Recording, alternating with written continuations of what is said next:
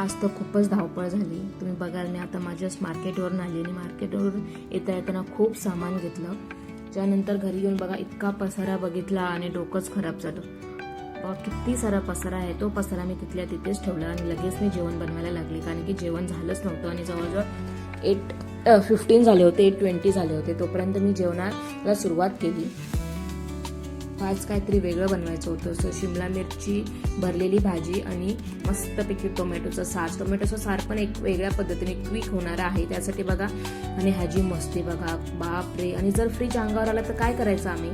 त्याला किती सांगून पण मी कंटाळली आहे. आता काय करतो ते करू दे असं झालंय. तोपर्यंत मी इथे मस्त टोमॅटोची करी बनवून घेतली. टोमॅटोच्या करीमध्ये मी काय काय केलं, टोमॅटोची करी, लसूण आणि आपल्याकडे ती बेडगी मिरची असते ती आणि थोडंसं खोबरं, ओलं खोबरं, हे सर्व मिक्सरला ग्राइंड करून घेतले. एकदम पातळ करी करून घेतली. त्यानंतर बटाट्याची भाजी करून घेतली. बटाट्याची भाजी पण मस्त, त्याच्यामध्ये नाही मिरची टाकली, नाही कढीपत्ता टाकले, फक्त तेलामध्ये जिरं, मोहरी, हिंग बस, आणि मस्त परतून घेते. लसूण आणि थोडीशी गार्निशिंगसाठी कोथिंबीर आणि वरून मस्त तुम्ही लिंबू सोडा. आणि खूप टेस्टी लागली होती, खूपच टेस्टी झाली होती. लिंबू तुम्ही एकदा ट्राय करा, लिंबू खूप टेस्टी झाली होती. आणि बघा अशा प्रकारे शिमला मिरच्या त्या बिया सर्व काढून घेते मी, स्वच्छ धुवून घेतल्या. त्यानंतर आपण जी बटाट्याची भाजी केली होती ना, ती ह्याच्यामध्ये एकदम भरेपर्यंत स्टफ करा. बघा अशा प्रकारे. आणि सर्व मी तशाच प्रकारे सर्व करून घेते. बघा अशा प्रकारे सर्व स्टफ करून घ्या.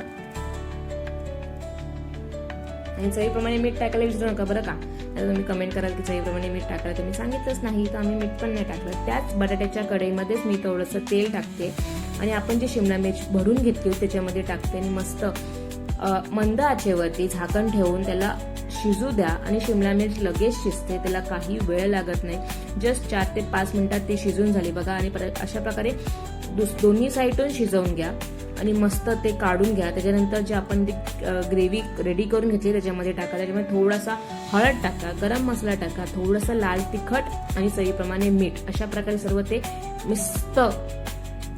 मस्त टेस्टी झालं होतं. त्याचा फ्लेवर जो होता टोमॅटोचा आणि बेडगी मिरचीचा तो खूप त्याच्यामध्ये चांगला उतरला होता. ते झाल्यानंतर मस्तपैकी इथे मी घावणे करून घेतले. घावणे आणि ती भाजी असा आमचा आजचा मेनू होता बघा. अशा प्रकारे फटाफट करून घेतलं मी. सो ही शिमला मिरची रेसिपी, टोमॅटोचा सारची रेसिपी तुम्हाला नक्की आवडली असेल अशी मी अपेक्षा करते. हा इंटरेस्टिंग व्हिडिओ जर तुम्हाला आवडला असेल तर नक्की मला कमेंटमध्ये सांगा. आणि जर अजून कोणी सबस्क्राईब केलं नसेल तर नक्की सबस्क्राईब करा. आपण भेटूया नेक्स्ट व्हिडिओमध्ये. तोपर्यंत बाय. खात राहा.